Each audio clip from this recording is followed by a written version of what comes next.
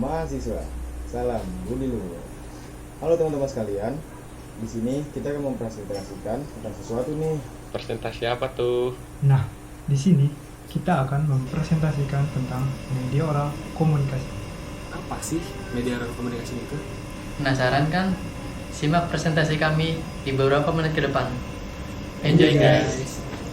Bismillahirrahmanirrahim. Assalamualaikum warahmatullahi wabarakatuh. Perkenalkan, nama saya Muhammad Rofi Ridwan dengan NIM 17125021277 akan mempresentasikan tentang oral communication. Yang pertama, oral communication. Oral communication itu apa sih? Komunikasi atau lisan verbal dan non-verbal komunikasi secara lisan, atau bisa dipresentasikan dengan oral presentasi. Oral presentasi adalah komunikasi yang dilakukan antara dua orang atau lebih secara lisan atau verbal antara sumber pesan kepada si informasi atau kepada penerima pesan atau pemberi informasi. Yang dari oral communication bisa dilihatkan dari yang pertama itu sudut pandang. Sudut pandang seseorang bisa dipresentasikan dengan oral komunikasi. Yang kedua dari tanggapan orang bagaimana tentang komunikasi tersebut. Dan yang ketiga tentang body language dia. Cara dia mempresentasikan itu bagaimana tutur kata dalam bahasa tubuhnya. Next. Lalu mengapa perlu melatihnya? Yang pertama dari untuk pribadi kita sendiri, untuk meningkatkan bahasa komunikasi yang efektif, itu yang pertama. Dan yang kedua meningkatkan daya tarik. Jadi apabila oral komunikasi kita baik, itu akan menambah daya tarik kita sendiri. Nah, lalu yang ketiga meningkatkan kepercayaan diri.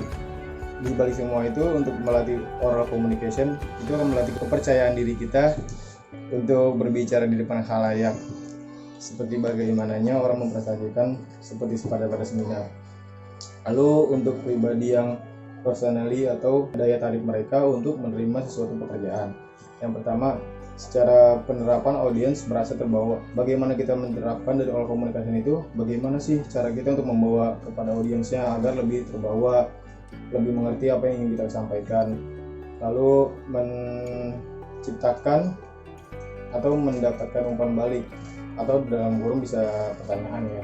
Dari segi itu, apabila dari peserta yang mengerti, mereka akan bertanya kepada kita apakah itu masuk atau tidak. Lalu yang ketiga dapat menimbulkan rasa termotivasi kepada audiens. Di situ bisa rasa termotivasi itu maksudnya apabila kita memberikan penjelasan atau pemaparan yang lebih lengkap, maka dari si audiens sendiri akan lebih mengerti tentang oral communication itu sendiri. Next. Lalu apa sih yang akan kita dapat dari oral komunikasi itu? Dari yang poin yang pertama, mengembangkan keterampilan berbicara. Di situ kita bisa lebih menghargai kepada pendengar maupun dari si pembicara, untuk lebih ada tektoknya lagi, untuk dari memperhatikan atau mengembangkan dari segi mendengarkan. Lalu mengembangkan keterampilan berbicara. Di situ kita bisa lebih memperhatikan bagaimana cara berbicara kita di depan khalayak umum, bagaimana cara kita menyuarakan pendapat kepada audiens maupun kita ada timbal balik kepada si pembicara. Lalu yang ketiga, komunikasi secara nonverbal. Di situ kita juga bisa mempresentasikan bagaimana cara kita mengirim pesan. Dari contohnya nonverbal itu seperti komunikasi tidak langsung, bisa melewati email maupun pesan elektronik. Lalu yang poin keempat, di situ ada etika komunikasi. Bagaimana cara kita beretika dalam berkomunikasi yang baik kepada orang tua, kepada anak kecil. Itu harus dibedakan. Anak kecil tidak bisa disamakan dengan pembicaraan kepada orang tua, karena mereka belum tentu memperhatikan atau bisa mentranslatekan apa yang dibicarakan kepada orang tua biasanya. Lalu yang kelima ada keterampilan mempersiapkan materi. Sebelum kita memberikan presentasi, di situ kita juga harus memperhatikan kepada siapa kita memberikan presentasi itu, apakah kepada aula muda atau kepada generasi kampus maupun kepada siswa. Tentu materinya harus berbeda dan harus mengembangkan apa yang akan mereka dapat. Perkenalkan, nama saya Aldo Fadilah. Saya akan menjelaskan mendengar versus mendengarkan. Alasan mengapa kita lebih suka mendengar daripada mendengarkan. Yang pertama, konflik kepribadian atau stereotip. Kedua, karena masalah kepribadian. Ketiga, pekerjaan yang tertunda. Keempat, adanya anggapan. Kelima, kurangnya perhatian. 6. Kekurangannya waktu. 7. Kurangnya minat pribadi. Selanjutnya, saya akan menjelaskan mendengarkan secara efektif. Ada 6 cara mendengarkan secara efektif. Yang pertama, pikiran yang jernih dan tidak bias. Yang kedua, fokus pada klien. Ketika berbicara dengan orang lain atau dengan klien, kita harus tatap wajahnya, fokus. Ketiga, jangan memotong pembicaraan. Keempat, perhatikan, tertarik, tanyakan pertanyaan yang relevan. Yang kelima, memahami dan berempati. Keenam, dengar apa yang dikatakan, jangan berasumsi. Selanjutnya, saya akan menjelaskan apakah saya pembicara publik, mengapa kita meragukan diri kita sendiri. Ada 6 kenapa kita meragukan diri kita sendiri. Yang pertama, kurangnya citra diri yang baik. Yang kedua, karena adanya panik dari diri kita sendiri. Yang ketiga, teror karir. Keempat, adanya penghindaran. Yang kelima, perfeksionis. Keenam, trauma. Nama saya Alfian Fajar Ramadan. Saya akan menjelaskan bagaimana berbicara secara efektif menggunakan 3 hal berikut. Hal yang pertama adalah komunikasi 3C. C yang pertama adalah clear atau jelas. Jelas dalam artian di sini adalah hindari kata-kata yang membuat bingung para audien atau lawan bicara kita, dan anggap kita hanya mempunyai kesempatan 1 kali saja untuk berbicara agar kita dapat memaksimalkan informasi yang kita sampaikan. C yang kedua adalah konsis atau ringkas. Ringkas dalam artian di sini adalah jangan membuang-buang waktu dengan membicarakan hal-hal di luar topik pembicaraan kita, dan hargai informasi sekecil apapun. C yang ketiga adalah konsisten. Jika kita membahas suatu hal yang pernah dibahas sebelumnya, jangan sampai memiliki pengertian yang berbeda, karena nanti audien akan bingung dengan isi atau inti dari pembicaraan tersebut. Lalu hal kedua adalah komunikasi 3M.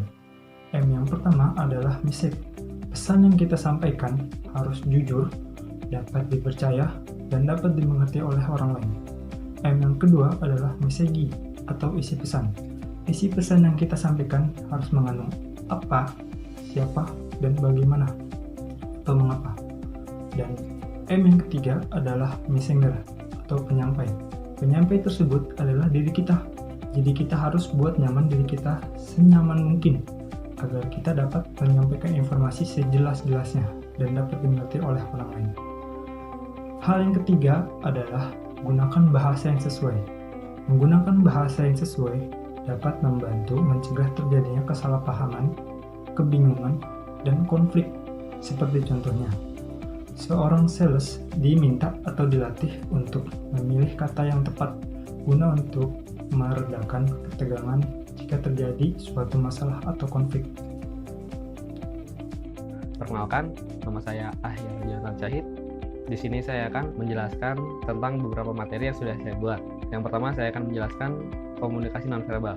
Komunikasi nonverbal adalah komunikasi yang disampaikan komunikator kepada komunikan, tetapi dalam bentuk bahasa tubuh, ekspresi, kontak mata, atau cara berjalan. Nah, biasanya komunikasi nonverbal ini dipakai saat presentasi dalam mengungkapkan kata-kata yang sedang diungkapkan, atau bisa juga digunakan dalam suatu acara berita yang mana berita tersebut disampaikan untuk orang yang tunarungu. Konflik dan komunikasi. Konflik dan komunikasi biasanya sangat erat hubungannya dengan 5W dan 1H, di mana 5W dan 1H itu adalah who, what, where, when, why, dan how. Sumber konflik yang ada di tempat kerja antara lain nilai, tekanan pekerjaan, prosedur administrasi, prioritas, harapan yang tidak sesuai, gangguan komunikasi, dan keterampilan interpersonal yang tidak memadai. Selanjutnya ada reaksi dalam konflik. Di sini ada 5 reaksi utama dalam konflik. Pertama, competition, di mana dalam sebuah kompetisi pasti ada yang menang dan ada yang kalah. Maka situasi dalam konflik ini adalah win or lose. Avoidance. Avoidance adalah pencegahan atau penghindaran dalam sebuah masalah. atau perdebatan dengan adanya penyelesaian. Di sini saya mengambil contoh tentang adik dan kakak yang bertentangan pendapat dalam pemilihan warna kamar. Nah, di sini mereka saling terus berdebat dan saling mengadu satu sama lain. Jadi penyelesaian di dalam konflik ini adalah mereka harus saling menerima dan mengerti kemauan satu sama lain. Jadi situasi di dalam konflik ini adalah win or lose. Accommodation. Konflik berlanjut perseteruan, maka akan terjadi kehancuran pada kedua belah pihak tersebut. Maka situasi dalam kondisi ini adalah lose or lose. Compromise atau kompromi. Suatu kesepakatan yang timbul antara pihak yang berselisihan. Contohnya adalah adik dan kakak yang saling berebutan bermain komputer. Maka sang ibu akan memberikan peraturan. Sang kakak mendapatkan jatah bermain komputer selama 1 jam. Jika kakak sudah selesai bermain komputer, maka gantian sang adik bermain komputer selama 1 jam. Nah, maka situasi dalam konflik ini adalah win, lose, atau lose, win. Terakhir ada collaboration. Collaboration adalah bentuk kerjasama. Contohnya adalah kegiatan ekspor-impor yang dilakukan antar negara. Di sini mereka saling menguntungkan. Maka kondisi di dalam situasi ini adalah win and win. Assalamualaikum warahmatullahi wabarakatuh. Perkenalkan, nama saya Aditya Putra Sabila. Hari ini saya akan mempresentasikan tentang media oral komunikasi. Cara kerja pendekatan dengan metode A, E, I, O, U. Yang pertama itu A. A itu assume atau anggap orang lain yang bermaksud baik. Kedua itu ada I atau express. Ekspresikan perasaan Anda ketika berbicara dengan lawan bicara Anda. Ketiga ada I atau identify. Mengidentifikasikan hasil yang diinginkan ketika berbicara dengan orang lain. Terus ada O atau outcome. Menyatakan hasil yang akan didapat ketika kita berbicara dengan lawan bicara kita. Terus terakhir ada U atau understanding, yaitu kita memahami pembicaraan satu sama lain ketika kita saling mengobrol atau berbicara kepada lawan bicara kita. Selanjutnya ada etika komunikasi. Beberapa keterampilan hubungan masyarakat menjadi komunikasi yang efektif. Ini merupakan jenis-jenis disposisi yang mematikan komunikasi. Pertama, ada netral. Kedua, ada tidak tertarik. Ketiga, ada bermusuhan. Dan terakhir ada menentang. Selanjutnya ada etika komunikasi yang dianjurkan. Poin-poin penting ini untuk mendorong komunikasi yang efektif. Ada 5 etika komunikasi yang dianjurkan itu. Pertama itu ada menyenangkan.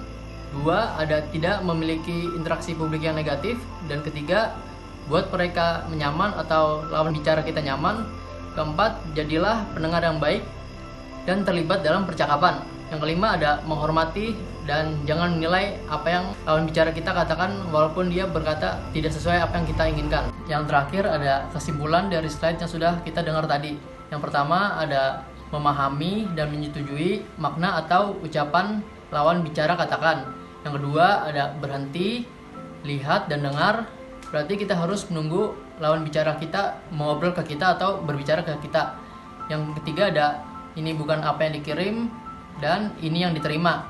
Yang keempat ada mendapatkan konfirmasi. Yang terakhir ada badan mirroring, tingkat energi dan bahasa. Terima kasih karena telah menjadi audiens yang menyenangkan. Kami berharap dari presentasi yang kami jelaskan ini bisa membantu Anda dalam meningkatkan prestasi Anda di tempat kerja dan membantu komunikasi pribadi Anda. Sekian dari kami, kurang lebihnya mohon maaf. Wassalamualaikum warahmatullahi wabarakatuh. Saya Aditya Putra Sabila. See you guys.